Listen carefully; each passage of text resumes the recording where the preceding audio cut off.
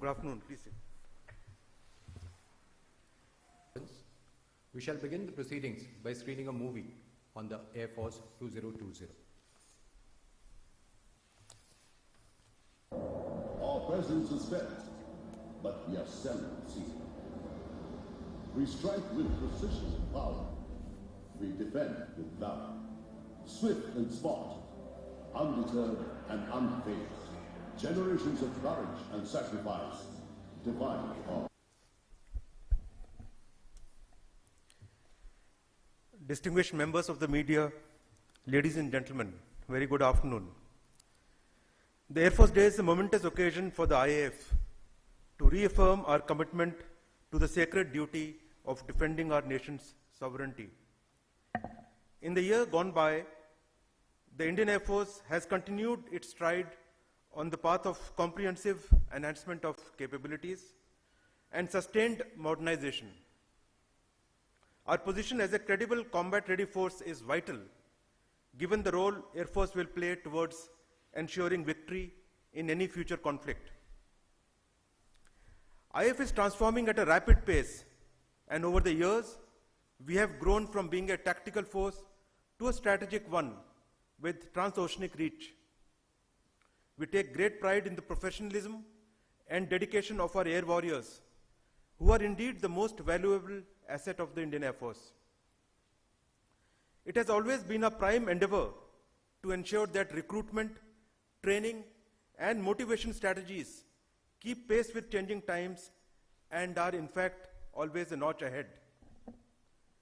The matrix of threat is complex, ranging from aspirational adversaries with huge investments in military arsenal to those collusively fronted by non-state actors, apart from sub-conventional threats emanating from terrorism and cyberspace.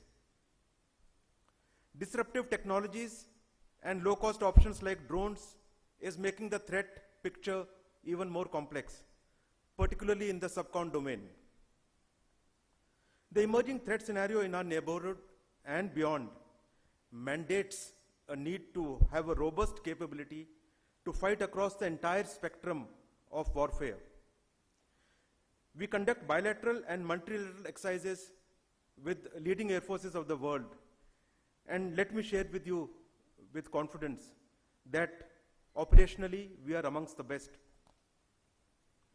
Our vision is to continue to scale up our combat capability and credibility as a force to reckon through modernization and operational training, and substantially increase indigenous equipment to achieve self-reliance and strategic autonomy. Our offensive strike capability has been honed with upgradations and new inductions of weapons and platforms, ably supported by combat enablers and a networked decision-making environment, including an integrated approach to handle incoming threats. We have the largest strategic airlift in our region, comprising of IL-76, C-17s and C-130 platforms. We have significantly enhanced our heli-lift capabilities with our helicopter inductions. Our immediate offensive deployment of combat-ready units in response to the standoff at the LAC in the north is indicative of our operational state today. We are determined to handle any contingency. Undoubtedly, our capability and intent would deter. Our airlift capability was also brought into focus as we supported the Indian Army in rapid mobilization of troops and equipment to the operational area at a pace which our adversary didn't expect. The integration of Rafales brings in a platform armed with weapons, sensors, and technologies that is way ahead and would give us an operational and technological edge in this area. Combined with upgraded op capabilities of our current fighter fleets that is underway, it gives us the ability to shoot first and strike deep and hard, even in contested airspace. IAF is working proactively to enhance integration and interoperability amongst the three services, which will boost our war-waging potential. the creation of CDS and DMA have been a landmark step towards increasing tri-services effectiveness, coordination, and overall combat capabilities of the Indian Armed Forces. As far as the joint command structures go, we are deliberating in detail for a solution that will fit our unique environment and the need to maximize our resources. Tri-services study teams have been formed, which are looking and deliberating to arrive at the most optimum solution, and the contours of such a joint structure would come up in the near future. The core competence of each service is being effectively synergized to attain the desired capability and generate the desired effect in operations. The formation of Air Defense Command is spearheading the envisaged tri-service command, and it will further optimize all available air defense resources with a robust decision-making structure. This is at an advanced stage. Modernization is an ongoing priority area to enhance operational potential in keeping with the desired combat capability in the years to come. This includes induction of state-of-the-art modern equipment, as well as simultaneously upgrading existing systems to boost their capabilities and ensure operational relevance. Timeframes for such activities are planned to ensure an operational edge over the adversaries in the coming years. We have operationalized the recently acquired Rafales, Chinooks, and Apache aircraft and integrated them with our concept of operations in record time. In the next 3 years, we will see Rafale and LCA Mark I squadrons operating with full strength, along with additional Su-30 and MiG-29 that are being ordered in addition to the current fleets.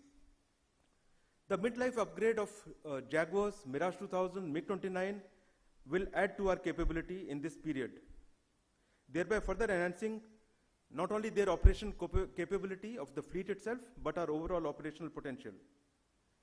We have a focused modernization program of our existing fleets to integrate and concentrate on the latest weapons, systems, sensors, and technologies.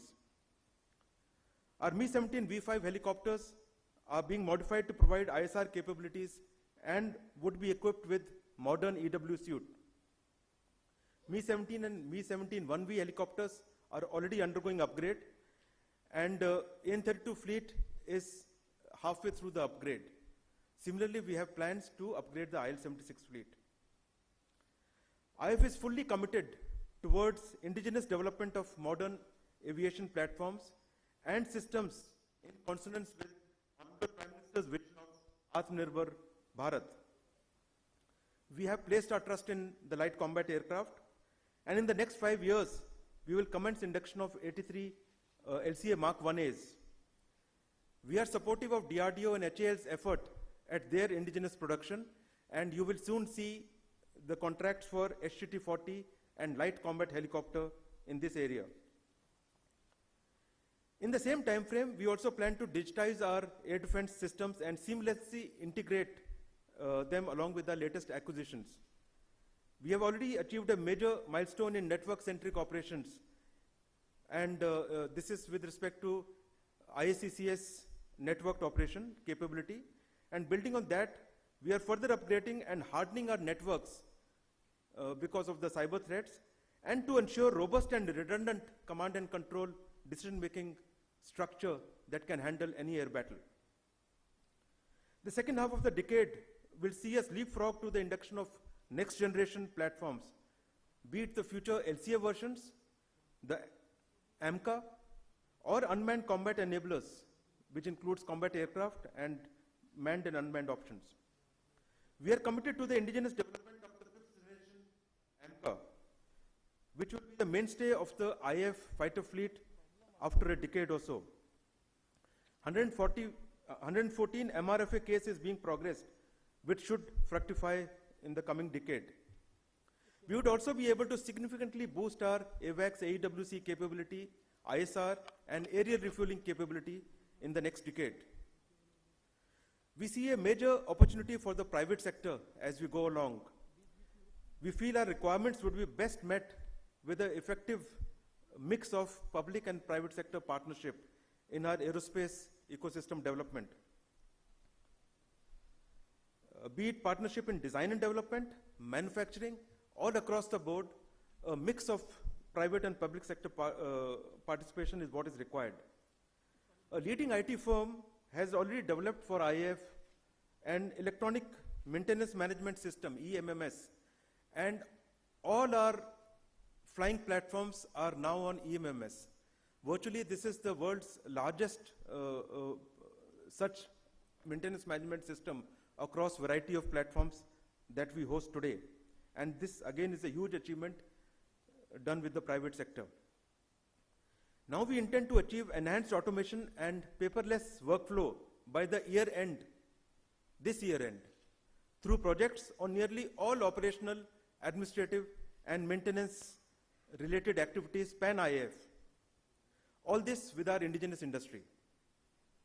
For the future, we have initiated processes for developing indigenous combat systems with 6th generation technologies, including things like directed energy weapons, smart wingman concept, optionally manned combat platforms which I referred to earlier, swarm drones, hypersonic weapons, etc. The space domain is likely to dominate in times to come and is being given the required thrust. Overall, I would say that we are moving in the right direction at the required pace and would continue to be counted amongst the top air forces of the world in time to come. We dealt with COVID-19 as part of the national effort against the pandemic, and we have ensured that largely our frontline forces remained infection-free and adapted to ensure that there was no reduction in combat efficiency.